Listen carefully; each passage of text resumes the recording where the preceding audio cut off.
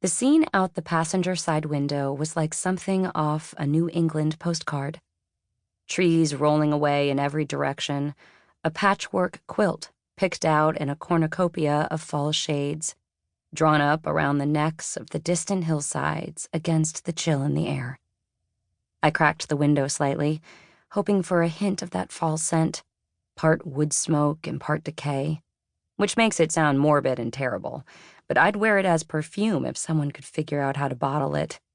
That, and whatever they use in those fir tree candles you find at the seriously overpriced boutiques around Christmas. Not the cheap Yankee candle crap. The expensive soy ones by companies named after herbs.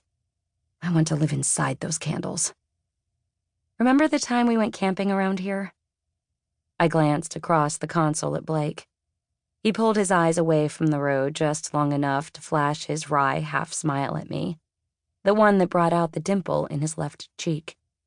The imbalance always made him look mischievous, as if he was plotting something he knew the powers that be would disapprove of. I used to get all melty describing his dimple to girlfriends, the feature that turned his boyishly handsome face interesting. I thought back to that first camping trip, years ago now, just after we'd started dating.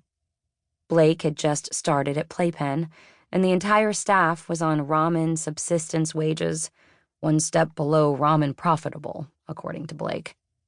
He was still in that decrepit walk-up in Bushwick.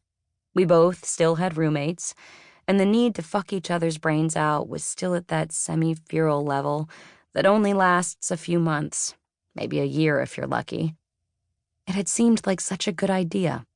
A campfire, stars twinkling overhead, miles and miles of empty woods, just waiting for us to defile them. I raised an eyebrow, mouth twisting into a small smile. What was it the doctor said? I believe his exact words were, "Never seen poison ivy there before." Blake turned to me again, blue eyes sparkling. But it was more his tone. Actually, calling me a degenerate scumbag would have been redundant. Well, you disappointed him, obviously. A laugh burst out of me. Remember the look on his face when I asked him to check me out? I don't care how ancient the guy was. You'd think a doctor would be able to hear the word vagina without having an aneurysm. To be fair, when he went to medical school, the preferred term was portal of shame. I'm just lucky he prescribed calamine lotion instead of penance. Clearly he didn't know you well enough. Blake's smile faltered for just a second, eyes narrowing, and just like that, there it was again, rearing up between us with a malevolent grin. Remember me? Of course I did. I couldn't forget about it for more than a few seconds. The mass of everything we weren't saying was so damned hulking, I was surprised we'd been able to squeeze into the Prius alongside it. I turned back to the window, jaw tightening in a way so familiar that lately it was starting to give me headaches. Don't worry. I asked when I booked the room. Genital rashes are not included with our package. I could almost hear the hopeful look in his eyes. With a monumental effort of will, I prized my jaw open wide enough to slip out a non-committal, "That's good." A few minutes later, we pulled off the highway.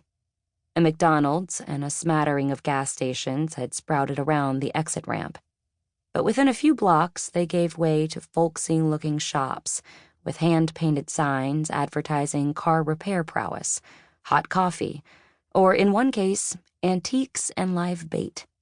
The obvious combo.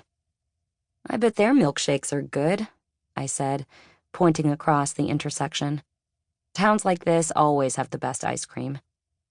We don't really have time to stop, Blake said, mouth screwing off to the side.